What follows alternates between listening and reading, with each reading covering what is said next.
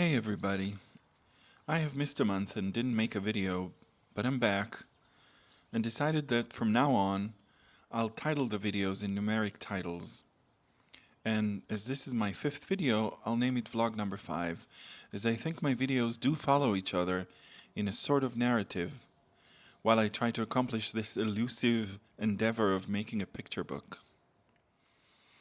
I was going through a lot of emotional roller coaster rides these past months, aside from trying to digest all of the extremely awful things that have been going on in the world, and making a video felt too heavy.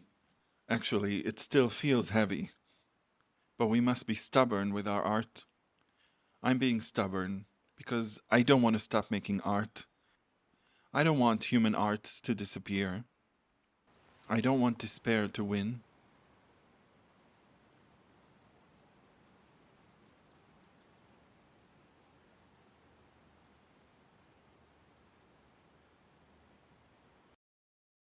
Now, I realize it looks like I'm working on a slightly different version of the same drawing I've been working on for the past few videos, but let me explain.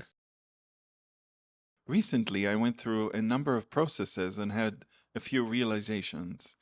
One of these was that I realized I have been making art for work for so many years that I don't remember how to make art as an artist. By which I mean, I can't bring myself to stop thinking about what other people would think about my art. Potential clients, potential parents who would read my book to their kids. I do have a vague dream of publishing this book at some point when it's finished.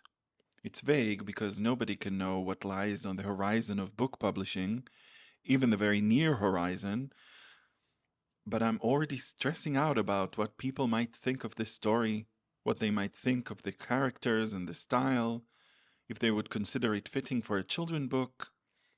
And little by little, in a way invisible sometimes even to myself, I'm diluting my vision. Sometimes it's not even diluting. How can you dilute a vision that is submitting to a common denominator to begin with? Sometimes I don't even dare to explore certain avenues in my art, deeming them too offensive or risky or bold for an imaginary audience I don't yet have, instead of doing what the hell I want to do, and thus inflicting on myself the same fate I try to run away from when I make art for work. Let me give you an example. I made illustrations for 2 children books that were published. One is called Laila Tov, Good Night, written by Ben Gundersheimer, and the other, The Storyteller, written by Lindsay Bonilla. For both of them, I made initial designs for the characters that were rejected, and I worked with the editor and art director to find a design they thought was a better fit for the story. This is a normal procedure in the process of working with a publisher, but in the case of the storyteller, it was harder for me to give up on these initial designs because I fell in love with the style that I discovered for the characters and the world they lived in. I wanted the book to be stark and nautical and Nordic, but still colorful and inviting. I wanted the character of the grandma to be a cool artist, something between Tove Jansson and Liv Ullmann, and she would have a long enveloping shawl. I became quite obsessed with designing that shawl, and tried to give it as much woolly softness that I could get with the colored pencils. I realize it was a mistake to fall in love like this with an initial design, and to invest so much work and thought into it. It's a rookie mistake. But the book was all about losing your loved one, and so I sort of modeled the shawl after the ones my late mother used to wear.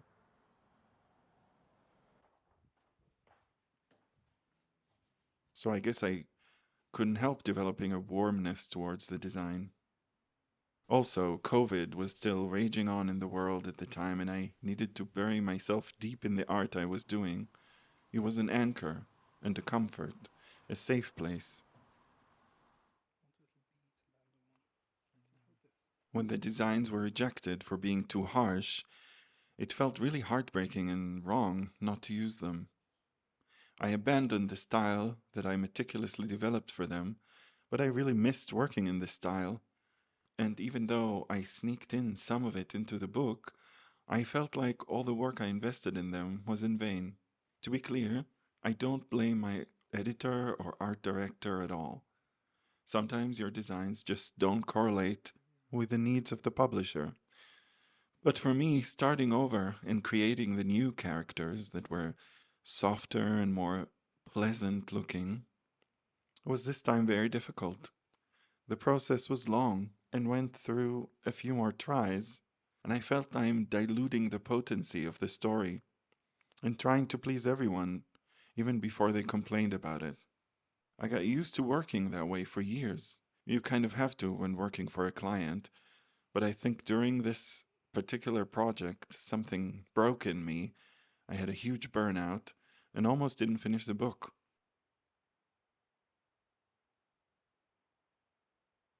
Now, I know that it sounds very overdramatic, but working on books takes years. At least for me, it does. Maybe because of my shaky hands. The work takes me longer than other artists.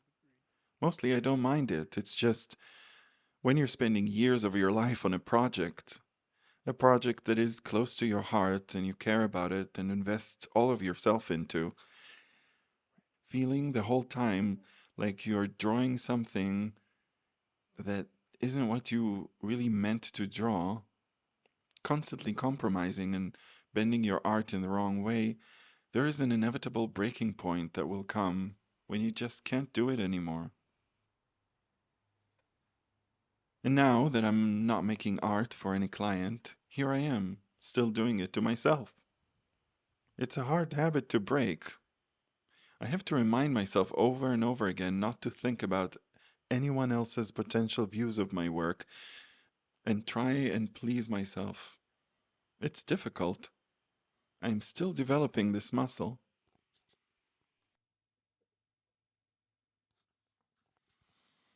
I had another realization after a whole um, painful journey that I went through with the girl character that I'm working on now for my book. It went like this. I looked at the design of the girl and I didn't like it anymore. And I didn't know why. Suddenly, she didn't fit the text that I wrote for my book anymore. She didn't look human enough for me all of a sudden. Moreover, I thought the composition that I made was too busy. All the seagulls were distracting from the main subjects. The girl and her goose. And overall, there were too many elements in the composition. I needed to scale it way down to simplify it as much as possible. And so I decided to move into a square composition and start over. I decided to get rid of the seagulls and just focus on the girl, the meat grinder, her little house in the background, and a turnip to signify that she's in her garden. I suddenly remembered the designs I made for the storyteller characters, and I thought, hey, now's a good time to come back to the style that I abandoned. Everything would be different. She would have little braids on the sides of her face, and I used the grandma's shawl idea to make a big scarf for her. Then I made this new graphite sketch of the scene, a square composition, as close to the style that I loved for the storyteller. Well, I finished the drawing and stuck her new face on, and I hated it. It didn't fit at all. So I drew a different face. But that looked weird, and I changed it many times in the computer, convincing myself that I like it when I really didn't. Finally, I had a big meltdown. I felt great shame and guilt for wasting time, for not being able to create what I want, for not being satisfied with what good enough stuff I had already. And a great panic descended, and I told myself I will never finish this book because I'm unable to make up my mind, and I'm stuck with a punishing perfectionism that will always keep me stuck. I stewed in these sensations for a few days until one evening I went back to my original design and just changed very minor things and added a few elements from the new drawing I did. And suddenly, in that rough collage, there she was. Perfect. That was the design I imagined all along. She needed to be at once more teddy bear like and more grim fairy tale sinister like. I had no doubts anymore. I loved her. And now, after a few days, I still do, which is a good sign. This, I suddenly remembered, was a cycle I always go through, and I always forget that I do. I suddenly don't like a design that I was sure of before, because it isn't what I've imagined in my head, and I start searching and searching in new places only to eventually find my way back to the original design, but with some changes that to me seem very big and important, but to others usually look very minor and slight. I tend to forget that this happens in almost every project I work on, and in the moment I can convince myself of all the catastrophizing that I do and fall into a very dark, deep emotional hole.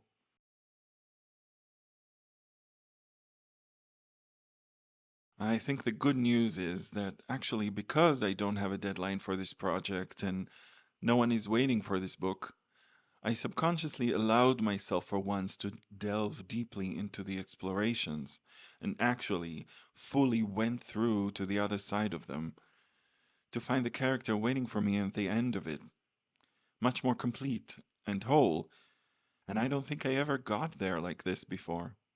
Now I feel like I can go on making the book with a character that I really feel is the closest representation of what I had imagined. That feels like a great privilege. It was still painful and jarring and disorienting and scary, but also I must remember that this is now a part of my process and not to be so alarmed when it happens. This video will be a reminder of it, and maybe I would eventually, one day, discover that this scary process can also be a little bit exciting, maybe as well. Thank you all for watching. I really appreciate it. See you next time when the colored pencils will, I hope, appear again, and Scotland will really be in spring bloom. It's already starting. If you want to, give me a like and subscribe. Bye for now.